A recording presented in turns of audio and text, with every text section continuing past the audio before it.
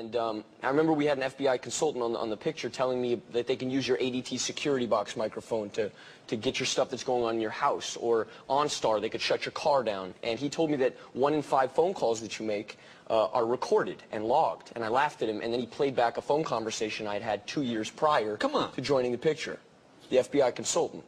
And it was like one of those phone calls that was like, you know, what are you wearing type of things. Really? Yeah, so it was mad weird. Wait, so you mean they had a record of you from 2 years prior to me joining the picture? Even being associated with the movie? With the movie. Well, that seems creepy. It's extremely creepy. Wow. I think all our society is run by insane people for insane objectives.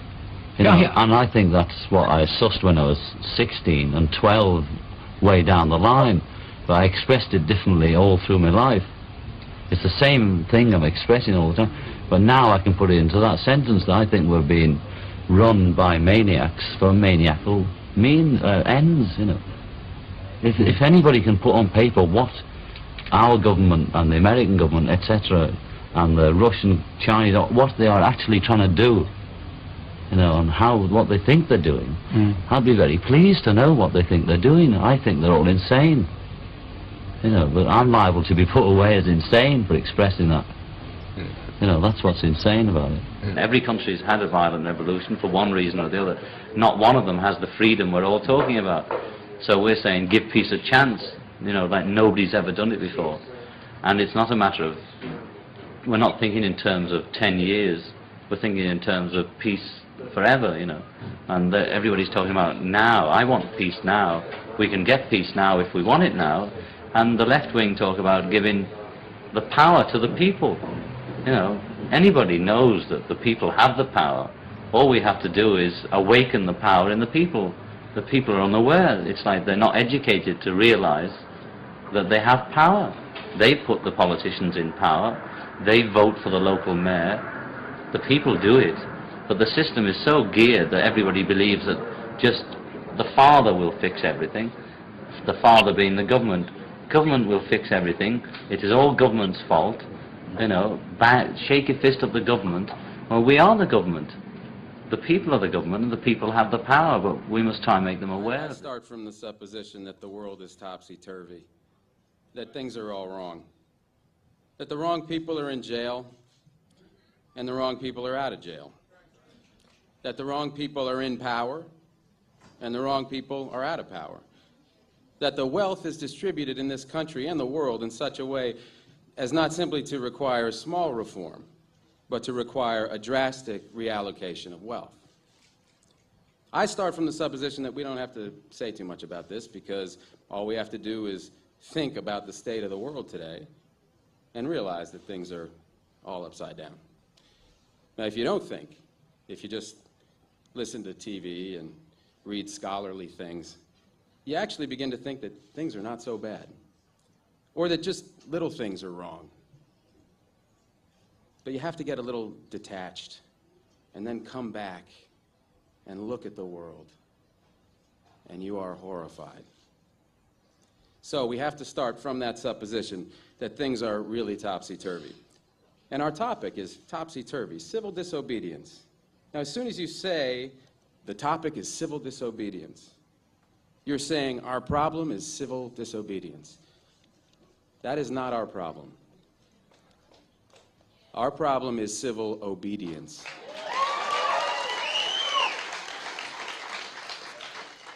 Our problem is the numbers of people all over the world who have obeyed the dictates of the leaders of their government and have gone to war. And millions have been killed because of this obedience. But there's a reason. There's a reason. There's a reason for this. There's a reason education sucks, and it's the same reason that it will never, ever, ever be fixed. It's never going to get any better.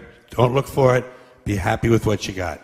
Because the owners of this country don't want that. I'm talking about the real owners now. The real owners, the big wealthy business interests that control things and make all the important decisions. Forget the politicians. The politicians are put there to give you the idea that you have freedom of choice. You don't. You have no choice. You have owners. They own you. They own everything. They own all the important land. They own and control the corporations. They've long since bought and paid for the Senate, the Congress, the state houses, the city halls. They got the judges in their back pockets. And they own all the big media companies, so they control just about all of the news and information you get to hear. They got you by the balls.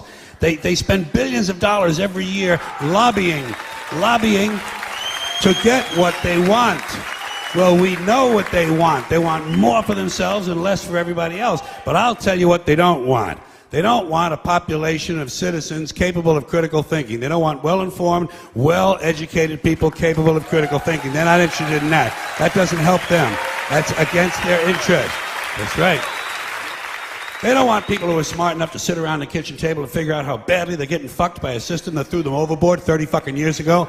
They don't want that. You know what they want? They want obedient workers. Obedient workers. People who are just smart enough to run the machines and do the paperwork and just dumb enough to passively accept all these increasingly shittier jobs with the lower pay, the longer hours, the reduced benefits, the end of overtime, and the vanishing pension that disappears the minute you go to collect it. And now they're coming for your Social Security money. They want your fucking retirement money. They want it back so they can give it to their criminal friends on Wall Street. And you know something? They'll get it. They'll get it all from you sooner or later because they own this fucking place. It's a big club, and you ain't in it. You and I are not in the big club.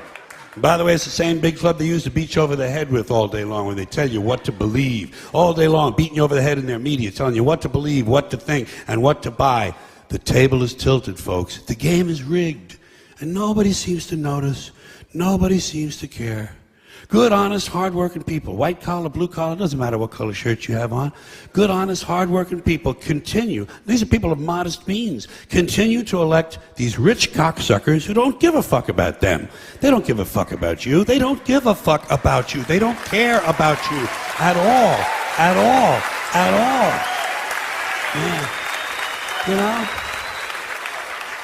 And nobody seems to notice, nobody seems to care. That's what the owners count on, the fact that Americans will probably remain willfully ignorant of the big red, white, and blue dick that's being jammed up their assholes every day. Because the owners of this country know the truth. It's called the American dream, because you have to be asleep to believe it. And they captured Osama bin Laden. So we can all just, it's over, everything's back to normal. He's gone. So all this act like none of that shit ever happened. Not only did they capture Osama bin Laden, they shot him dead and threw that motherfucker in the bottom of the sea like Megatron, like they left room for a sequel. Maybe Osama will come back.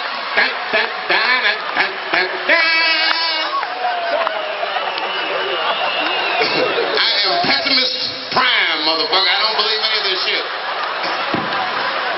That could be coming back any minute. Nobody, I need some proof.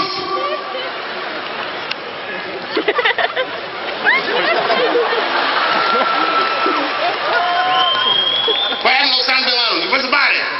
We threw it in the bottom of the ocean. Done with it. You lived here in New York for a while. Yes, I did. Oh, did you pay attention to the election? We got a new mayor here. Bloomberg is out. I didn't even know there was an election. I honestly don't. I don't pay attention at all. You know. It's funny Bankers get bonuses of anywhere. The upper echelon get from like 10 million up to 100 million, and the president of the United States makes like 400 grand a year. So right there, I watched enough wrestling to see a rigged game. And, you know, there's like people with YouTube channels making as much as the leader of the free world. So I just think he's set up to be bribed, and you act accordingly. So basically anybody who comes at me going these you know, the conservative right or these liberals, like, I just zone out. I can't even talk to you if you're actually still looking at it like those are two choices that you're getting. You're not. It's the same. Once you get past a certain level, it just seems like it's you know, all the same. Yeah, you've jumped in the river. And you act accordingly, or you get that convertible ride in Dallas. So I want to show you what irony is. My dad considers me very much a cynic and a skeptic. And Well, wait a minute. Do I seem that way to you after what I just said? Cynical or skeptical? See, and there's irony right there. What did you just hear? You know what I mean? Didn't I just explain to you my belief and also the experiences I've had about pure and unconditional love? And yet you think I'm cynical or skeptical. I do have a healthy skepticism. I think we all should. But I think if you listen closely enough, you'll find that my message, if I, as a joke blower, could be pompous enough to have one, is that we're all right and it's going to work out. I don't find that cynical at all. It's unbelievable. But this is my point with my dad. He is a staunch fucking, in his mind's eye, patriot of America and considers me to be some kind of subversive twit, you know. Anyway, I was having a conversation with my dad, and we were talking about a personal intellectual hero of mine, Noam Chomsky, who has spent much of his life going to great lengths to explain and uncover the lies of the American government and their lapdog propaganda machine, the mainstream media, which includes your news services and all the papers. And he's done a very thorough job. I can't get into it. If you're interested, read Noam Chomsky, and he'll open. He'll squeegee your third eye for you. But anyway, we're having a conversation about democracy. And my dad actually came out with this statement. Well, the peasants shouldn't be allowed to vote. That's how old my dad is. He still uses the word peasants. But I believe we were talking about certain South American atrocities our government has performed, overthrowing freely elected democracies there in the name of putting in a military junta in order that our corporate needs can be met at the expense of the people's popular vote, which is democracy. So anyway, that was his point, that peasants should be allowed to vote. And then he went on to explain that also includes the poor people of this country, and particularly black poor families, because they are, quote-unquote, too ignorant to know what's going on, quote-unquote. And I wanted to point out, I said, Dad, what you're talking about is not America. That's not democracy. Democracy, I think Thomas Jefferson had a great quote. He said, the only true repository of the powers of the country should be in hands of the people themselves. And if we feel they are not intelligent enough or informed enough to enact their responsibilities with discretion, it is not our job to take that power from them, but to inform them.